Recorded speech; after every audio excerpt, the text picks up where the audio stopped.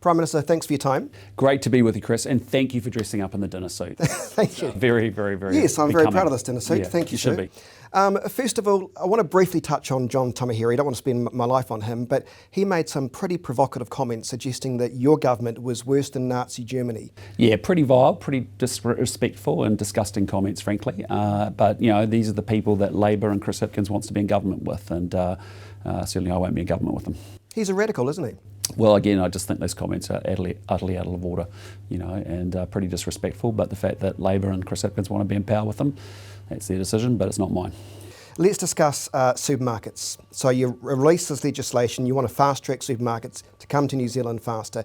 Of course, what everybody wants to know is, when are we actually going to see a timeline that suggests we're going to get our meat, our vegetables, our produce lower? Yeah, so what we've got to do as a government is do everything we can to make it as easy as possible for a third market entrant or someone to expand to be able to come into the market. That's what we can control as government, is the regulation. So that's what you've seen Nicola come out with this week, as we're going to put supermarkets into a fast track sort of process. You've seen some really positive remarks from people like Costco, who said this is actually going to make it much easier for us to be able to expand our operations here in New Zealand. Means that we can get through resource consenting much quicker without less cost, less time. That's all good stuff. Ultimately, those decisions are commercial decisions for organisations to make as to whether they want to come to New Zealand or not. But I want to make sure that we've done everything that we can from a government side to make it as easy as possible for them to do so. Was this Grocery Commissioner a bit of a waste of time, or have they been helpful? Well, I mean, you know, the previous government put the Grocery Commissioner in place and a code of conduct in place. We've actually got Scott Simpson looking at that to say, have we got the penalties tough enough and strong enough with enough teeth around the existing pieces? Obviously, we've got some more regulatory work happening here with respect to doing everything we can to open it up to a third-party entrant and making it attractive for investment in New Zealand. And then ultimately, as Nicola has said, she's still got on the table, you know, whether there be forced separation between wholesale and retail arms. But, we'll work our way through it. But certainly, it looks a bit toothless, but we can toughen it up with some real teeth. That would be good. Let's discuss the economy and jobs. The owner of Smith City told me last week he's closing, as you know, a number of stores right across New Zealand, including one in Hornby now. He said it's because people have no money. And he expected the economy to have improved by now, but it hasn't. That's what he's saying. What do you say? Yeah, look, I mean, I think we're doing the right things for the long term for the economy of New Zealand. You think about the big reforms we're doing on RMA, fast track, school education, tax relief, trade and investment, all of that good stuff. But, we've also inherited the biggest recession since the early 1990s. We've certainly, the Treasury's come out and said New Zealand's had a terrible COVID hangover, probably the worst in the world. We were the second biggest spenders in the world. That then hurt the cost of living, made it even worse for Kiwis, certainly ran up a huge amount of debt. When do you expect the economy to improve, though? When do you expect things to get better? Because there's constant headlines suggesting there are many stores closing because people aren't buying. Well, again, you had good growth at the end of last year. You had very strong growth in the first quarter of this year. We hit April with Liberation Day. That was a massive dent to confidence and sentiment and spending. And as a result, people don't bother to invest or make big decisions around investment or spending as a result of that. So is that part of the issue? What Trump's been doing is creating uncertainty. No doubt about it. I mean, Q2, April, May, June, that was a real challenge. But having said that, where we sit, that's a historical look. Where we sit right here, right now, the economy is growing, which is good for this quarter. And we're expected to have very strong growth in Q4 at 0.8%, which is fantastic. This is an economy projected to grow at 2.7% a year on average over the next 4 years, 240,000 extra jobs. And I saw Westpac come out just a couple of days ago saying the next 2 years will be growing faster than Australia. So, it's coming. It's a bit too speed at the moment. If you're in Canterbury and Christchurch and you're in the South Island, you're in rural industries, you're in primary industries, they're actually really experiencing growth. You're seeing farmer confidence at an all-time high, farm profitability really very strong commodity prices in our key goods exports. But actually it's a two-speed recovery. It's good in the South Island, rural and primary, but it's really challenged in Auckland and Wellington in particular. You've called for a total rethink on funding major events. With Christchurch's new stadium opening fairly soon, is your government going to push to get more events at that stadium? Yeah, I mean, absolutely. I mean, you would have seen, today we're coming out announcing, the supercar series in Christchurch here, and the government's put some money into that to support that for a 3-year program, which is great. And so that's an example of a great investment in a major event that will drive people from Australia into New Zealand, into Christchurch and Canterbury in particular, and Taupo as well. So, they're all good things. I just think that we've got a great proposition. We've now got great convention centres in Auckland and in Canterbury here. And this one's even making money. Yep, it's doing really well. I mean, it's a fantastic convention centre here, built perfect, and been perfectly, sized for the opportunities that are here. But, got massive conventions coming in both Auckland and in Christchurch, and that's just a huge opportunity for us to create more major events that create activity and hospitality and tourism in particular. Just don't forget about Christchurch though.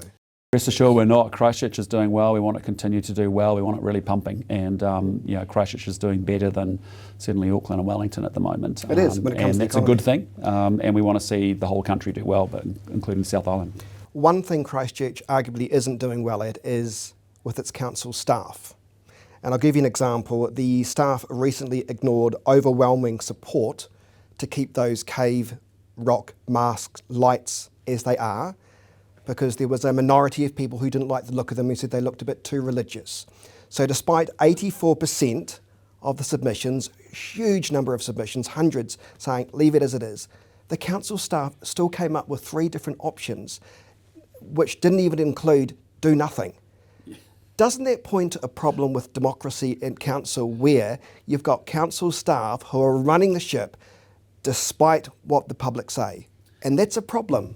Yeah, look, I'm not aware of that particular issue as Prime Minister, but it doesn't sound great.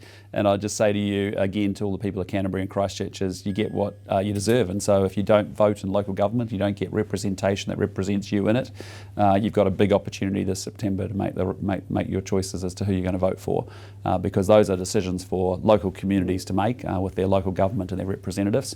But when 65% of people often don't vote in local government elections up and down New Zealand, you got to get in there and you got to get good people in there, and you've got to make sure that your voice and your views are represented in local government. Speaking of local government then, Sarah Templeton or Phil Major? I won't endorse anybody. I'll let the good people of Christchurch make up their own mind, and I think that's the way it should be, that actually they get to choose who represents them. The outgoing chair of Environment Canterbury said to me, there's a lot of uncertainty inside that building. They don't know if the staff are going to have jobs in the next few months or not, with the government looking at other options for regional councils. So what certainty can you give the region? Because there is a sense of uncertainty within Environment Canterbury. Yeah, look, we'll be very clear by the end of the year, and the reason I say that is that what we've doing 3 things on the Resource Management Act. The first is we knocked on the head Labor's previous attempts at it. We put in place the fast track legislation and some other amendments, and then thirdly we're now working on a new permanent solution for resource management, RMA. And there is a legitimate question in all of that, which is between local government, regional government, central government. Have we got just too many layers of bureaucracy, and that's just slowing the joint down? Do you think we do? Yeah, I personally do. And so I think, as we go forward through the RMA conversations, there's no doubt about it, that will impact, I think, on the future roles going forward for regional councils in particular. Exactly as to what format that takes and how we manage there is a need for some regional issues, but how they're managed and delivered, we'll work our way through that and announce that before the end of the year. Do you worry that sometimes the likes of Environment Canterbury is populated by activists? Well, what I'm worried about is the fact that it takes too long to build anything in this country, and it's really expensive with resource consents, and everybody comments on everything, and we don't get anything done or built. And there's no doubt about it. New Zealand, relative to other countries, is incredibly slow, incredibly bureaucratic. Lots of different inputs between district councils, regional councils, central government, and we've got to make it much easier to build things. And so that's why the RMA is a major driver of that and the work of regional councils. And we need to radically simplify it, say yes to more stuff, not no. And again, that's why we will look at this, because no previous governments have taken it on. We are going to take it on. It's going to be one of the big things that this government will do well, and it'll be a good legacy. A couple of final things. 4-year term. Are you for that or against it? Yeah, look, I'm very supportive of it. Obviously, there's been a bill from ACT, which we said we'd take into a select committee. It's pretty complicated. I think all the parties in the select committee have subsequently rejected it, and we'll look where we go to from here. The polls, despite what you think about the polls, they seem to be getting closer between you and Labor. Are you concerned about that?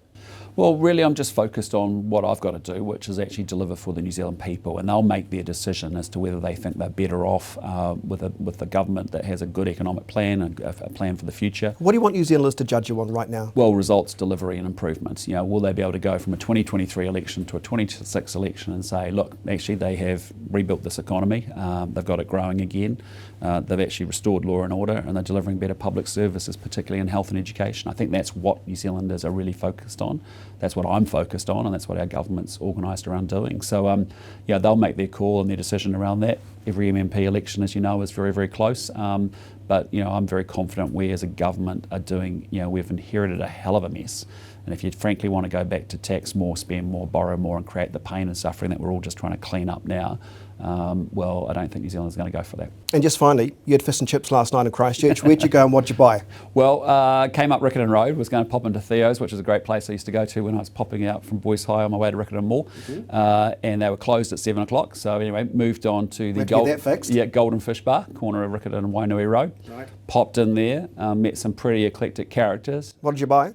We bought a bunch of chips and some chicken nuggets, and which was for the staff, for my security team. It wasn't not for you? Me. Of course not, no. You see, I've had fish and chips for years, but what I will recommend is McDonald's Hornby does table service. Oh, really? That's date night, Sunday That's date night. That's date night, is it? Fantastic. Check it out. You can't beat fish and chips in Christchurch, I've decided. That's why I said to the team, we've got to go find some. So, no, but if my wife sees those photos, I'm in trouble. So, for all of us watching, it was for the security staff. Take it easy. Your health's important. Appreciate your Good time. to see you, mate. Thank Take you. care.